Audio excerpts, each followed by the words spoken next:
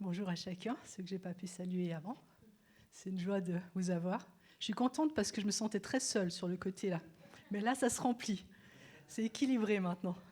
On a besoin d'avoir une église équilibrée, n'est-ce pas? Équilibrée, oui. C'est bon ça va loin, une église équilibrée. C'est la quenelle d'un côté. C'est comme quand on rame qu'avec une rame d'un côté, hein. On tourne en rond.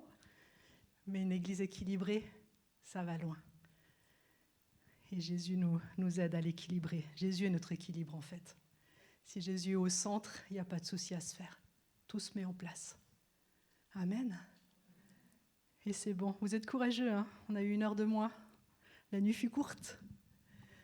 Mais c'est bon de consacrer ces premières heures du matin à notre Seigneur. Vraiment, soyez bénis. Et on va avoir un message encourageant ce matin. On va prendre la Sainte Seine après. Et j'avais vraiment à cœur qu'on replonge tout à nouveau dans l'enseignement que Jésus nous a donné à propos de la Sainte Seine. On va y aller direct. On va lire dans Matthieu 26. Il faut s'imaginer que Jésus et les disciples sont montés à Jérusalem pour fêter la Pâque. Ce sera la dernière Pâque de Jésus sur cette terre. Et puis Jésus donne ses instructions à ses disciples, comment préparer. Allez là-bas, il y aura un lieu préparé, tout ça, vous direz que c'est pour moi. Et les disciples obéissent, font tout ce que Jésus leur a dit. Et on y est, Matthieu 26, verset 19. Les disciples firent ce que Jésus leur avait ordonné et ils préparèrent la Pâque. On y arrive bientôt à Pâques. Hein. Le soir venu, il se mit à table avec les 12.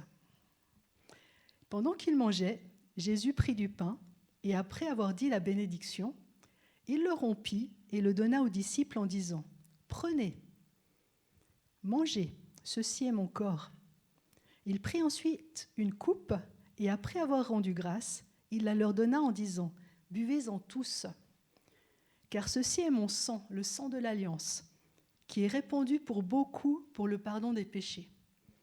Je vous le dis, je ne boirai plus désormais de ce fruit de la vigne jusqu'au jour où j'en boirai de nouveau avec vous dans le royaume de mon Père. »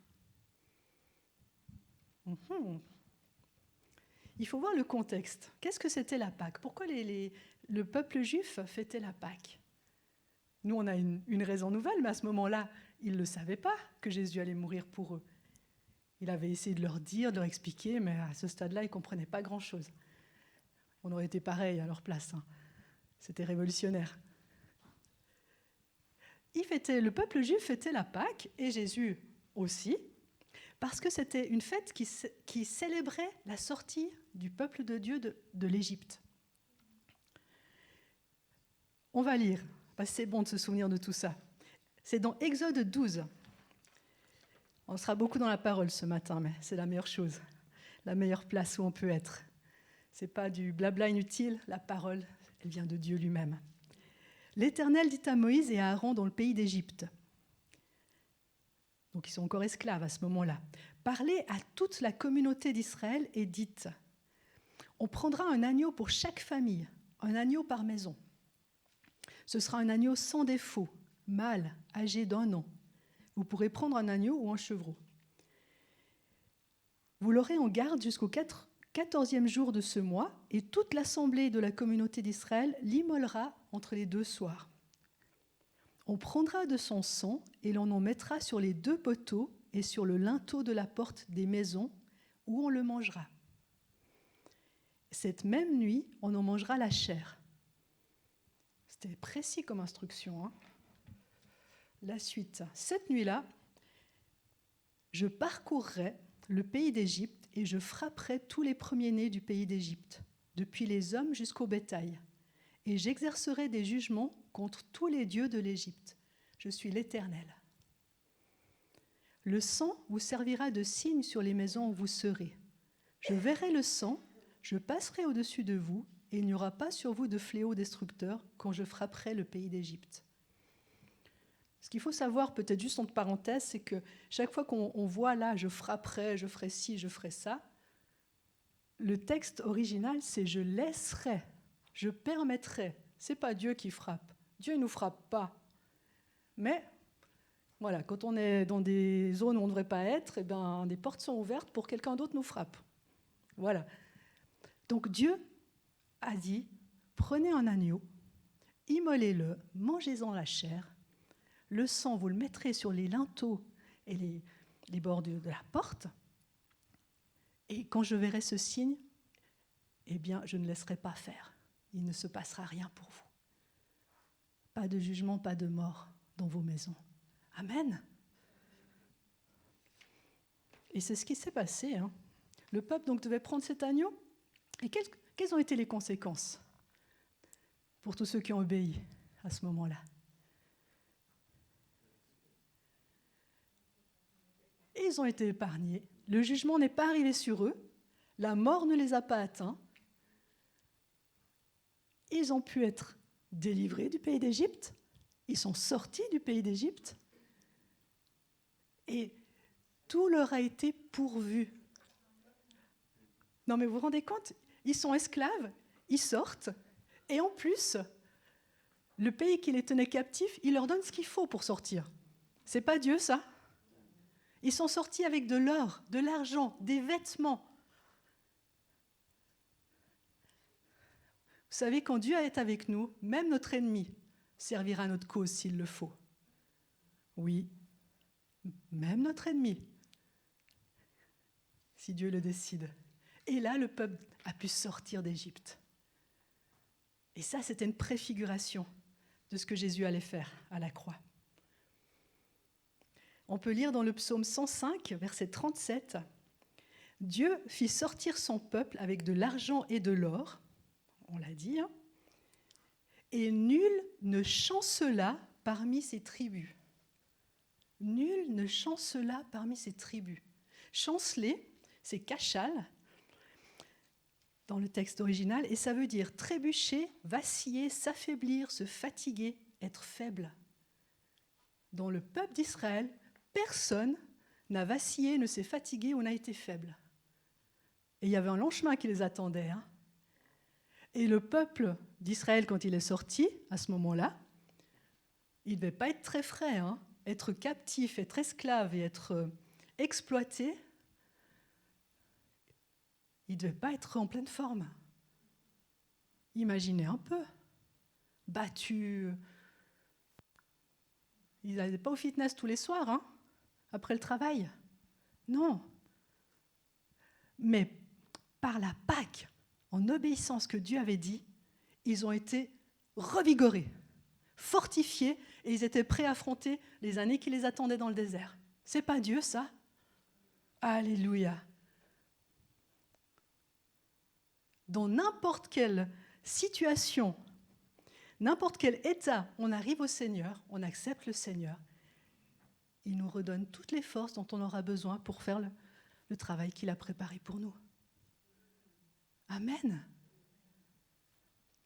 Quelle qu'a été notre condition? Quand il nous fait sortir de notre Égypte, il pourvoit à tout, mes amis. C'est bon, ça, de se rappeler. On va revenir à Jésus avec son dernier repas. Il est donc à table avec ses disciples, on imagine la scène, pour célébrer la Pâque. Et il est dit dans Luc 22, 14, « L'heure venue, il se mit à table et les apôtres avec lui. » L'heure venue. En fait, Jésus, il est à quelques heures de son arrestation et il est à la veille de sa mort. Et il sait très bien ce qui l'attend.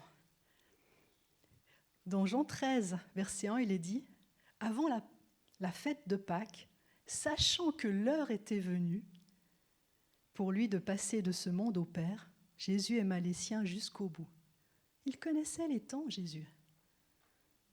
Il connaissait les temps. L'heure venue, c'était spécial. C'était pas un repas comme les autres ce soir-là. Et qu'est-ce qu'il dit, Jésus? Il aurait pu être triste ou il savait ce qui allait se passer. Appréhender ce moment, non. Jésus dit à ses disciples, j'ai désiré vivement, ardemment, manger cette Pâque avec vous avant de souffrir. car je vous le dis, je ne la mangerai plus jusqu'à ce qu'elle soit accomplie dans le royaume de Dieu. J'ai désiré ardemment. Vous voyez quel amour il a pour chacun de nous? En sachant ce qui l'attendait, il le dit avant de souffrir.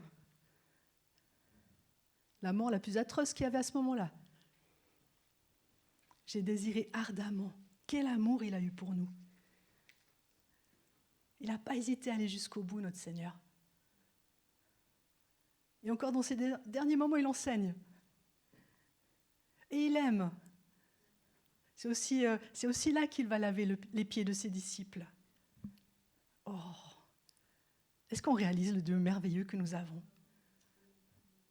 Dans le monde, ils servent plein de dieux, de faux dieux, mais il n'y en a pas un qui est bon comme le nôtre. Dans le monde, il faut donner sa vie pour les dieux.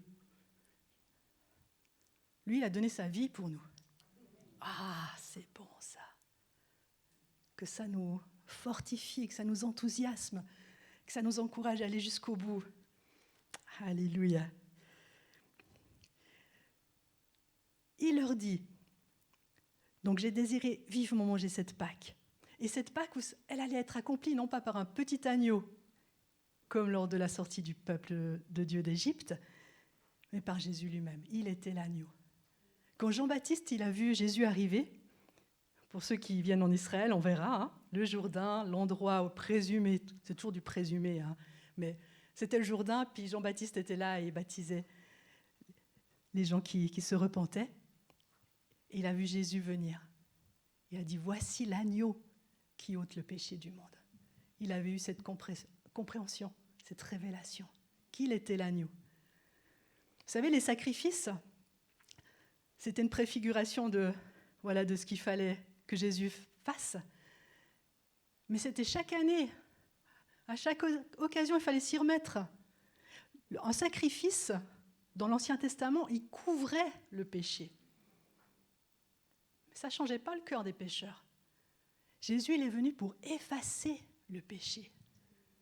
Vous savez, si on fait le ménage puis qu'on met la poussière sous le tapis, on ne la voit plus. Mais elle est quand même là. Jésus, il vient, puis c'est nettoyé. On est plus blanc que neige. C'est une réalité.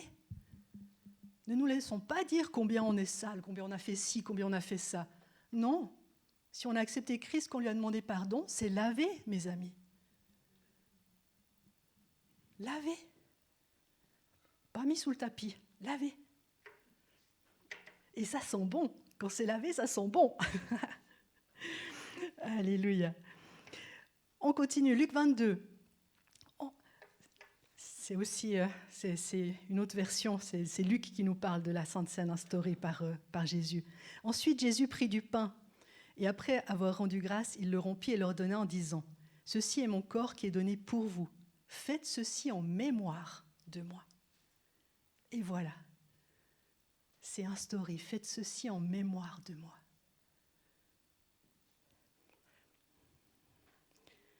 Et Jésus nous avait déjà dit plus tôt, dans Jean 6, « Moi je suis le pain vivant descendu du ciel. Si quelqu'un mange de ce pain, il vivra éternellement.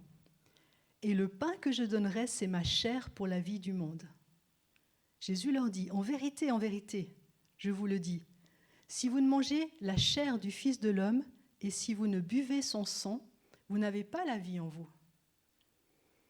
Celui qui mange ma chair et qui boit mon sang a la vie éternelle, et je le ressusciterai au dernier jour. » C'est clair, c'est révolutionnaire. Nous, on lit ça avec la compréhension le Saint-Esprit qui nous aide à comprendre, mais imaginez quand Jésus leur a dit ça. C'est quoi ça? C'est quoi ça? Faites ceci en mémoire de moi, et jusqu'à ce que le jour, les chrétiens le font. Et c'est une puissance de prendre la Sainte Seine avec foi. De même, il prit la coupe et après le repas, il la leur donna en disant « Cette coupe est la nouvelle alliance en mon sang qui est répandue pour vous. Dans Hébreux 9, il est dit « Combien plus le sang du Christ, qui par l'Esprit éternel s'est offert lui-même, sans tache, à Dieu, purifiera-t-il notre conscience des œuvres mortes pour que nous servions le Dieu vivant ? Voilà pourquoi il est le médiateur d'une nouvelle alliance. » Nous avons la grâce, le privilège de faire partie de cette nouvelle alliance.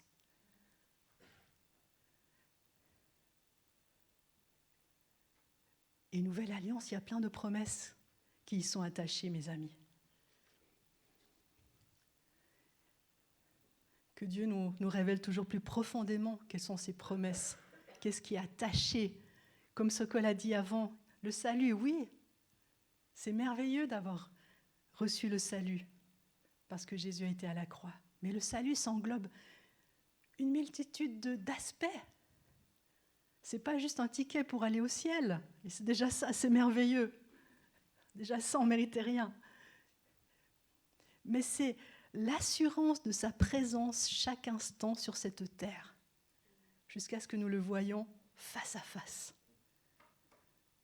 Après, plus de soucis. Le salut, sozo, comme Sokol l'a dit, c'est l'assurance de la santé sur cette terre. Oui. Et s'il y a une maladie qui nous chicane, disons-lui qu'elle n'est pas chez elle, chez nous. Amen. Parce que Jésus a payé le prix. Par ses meurtrissures, nous avons été guéris. Alors proclamons-le jusqu'à ce que ça disparaisse. Ce n'est pas une fatalité, ce n'est pas une hérédité, ce n'est pas je ne sais quoi. Ça n'a rien à faire chez nous. Amen. Jésus, il est venu pour guérir les malades. Alors merci pour les docteurs, merci pour la médecine. La médecine soigne, mais Dieu guérit. N'acceptons rien comme une fatalité. Parce que Jésus, il a payé le prix pour notre santé. Amen. Et les bobos en vieillissant, on les refuse aussi. On peut mourir en pleine forme lorsque nous serons rassasiés de jours. Amen. Amen. Des fois, on entend, il faut bien mourir de quelque chose. Ah non, merci, hein. Non. On peut mourir parce que c'est le temps que Dieu a prévu et puis il est temps de rencontrer notre bien-aimé face à face. La mission accomplie, bienvenue. Faites ceci en mémoire de moi. L'instauration de la Sainte Seine est tellement importante que Jésus l'a enseignée et qu'il l'a même enseignée, donc on l'a vu à ses disciples, mais il l'a même enseignée à Paul. Moi, je n'ai jamais fait attention à ça. Paul, il n'était pas à table ce soir-là, il ne connaissait pas encore Jésus. Dans 1 Corinthiens 11, verset 23, il est dit, c'est donc Paul qui parle, « Car moi, j'ai reçu du Seigneur ce que je vous ai transmis. Le Seigneur Jésus, dans la nuit où il fut livré, prit du pain, et après avoir rendu grâce, le rompit et dit, « Ceci est mon corps, qui est pour vous, faites ceci en mémoire de moi. » De même, après avoir soupé, il prit la coupe et dit, « Cette coupe est la nouvelle alliance en mon sang, faites ceci en mémoire de moi toutes les fois que vous en boirez. » Le Seigneur lui-même enseigna à Paul, qu'il a ensuite écrit aux Corinthiens. C'est un acte qui est fort. Quand on prend la Sainte Seine en mémoire de Jésus, c'est une façon de proclamer sa victoire. Et non seulement sa victoire, mais son triomphe. Vous savez, un triomphe, c'est qu'on a tellement bien gagné, si je peux dire comme ça, la bataille, qu'on en a humilié les ennemis, l'adversaire. Et c'est ça que Jésus a fait. Il n'a pas gagné à la raclette. Il a humilié le diable. Amen. Et c'est pour ça qu'il est sous nos pieds maintenant. Quand on marche avec Jésus, le diable est sous nos pieds. La maladie est sous nos pieds. Amen. Nos ennemis sont sous nos pieds. Et comme Sokol le dit, le diable, il doit connaître la pointure de nos chaussures. Hein? Moi, il doit connaître 43. Là. Amen. Amen. Est-ce que c'est prétentieux tout ce que je dis? Non. Non. Parce que c'est notre Jésus qui a fait le travail. Et si Jésus l'a fait, moi je veux le croire qu'il l'a fait. Ne soyons pas faussement humbles. Non, on ne rend pas gloire à Dieu si on est faussement humble. Moi je veux proclamer ce que Jésus a fait et je veux le voir dans ma vie et dans la vie de mes bien-aimés et dans l'Église. C'est pour ça qu'on continue à prier pour vous qui souffrez peut-être encore d'une maladie, parce qu'elle n'a rien à faire dans vos vies. Et je ne me tairai pas avant que ce soit loin et qu'on voit la gloire de Dieu. Amen. Et rappelons-nous tous les bienfaits que le peuple d'Israël, on l'a vu au début, a eu quand il a obéi à la Pâque. Il a sacrifié ce petit agneau. Épargné du jugement de la mort, délivré de l'esclavage, et il a reçu la provision, la guérison et la santé. Alors si obéir à Dieu et sacrifier un petit agneau a eu de telles conséquences, imaginons-nous quand Jésus, l'agneau de Dieu, le Fils de Dieu, est mort à la croix pour nous. Son sang nous a rachetés, nous a purifiés, nous a délivrés du jugement et de la mort. Son corps nous donne la vie, et la vie en abondance. En abondance, les amis. Des fois, je rigole, je dis, je suis tellement fatiguée, je suis en mode survie, mais c'est faux ce que je dis. Il ne doit pas y avoir de mode survie avec Jésus. Non. On veut cette vie en abondance. Amen. Et on veut la guérison dans nos familles. Amen.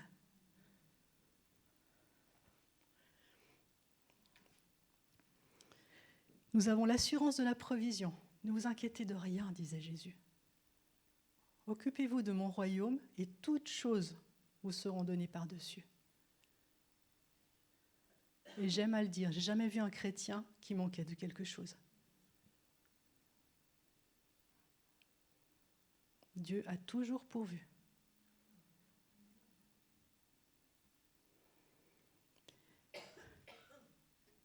Et vraiment important, on est à l'école Réma, l'école de la foi. Sokol l'a fait, moi j'y suis. Vraiment. Ayons la foi pour les guérisons. Par ces meurtrissures, nous avons été guéris. Et si ça ne se produit pas, continuons à le proclamer, parce que Dieu n'est pas menteur. Et Christ, il a payé le prix pour notre guérison. Amen.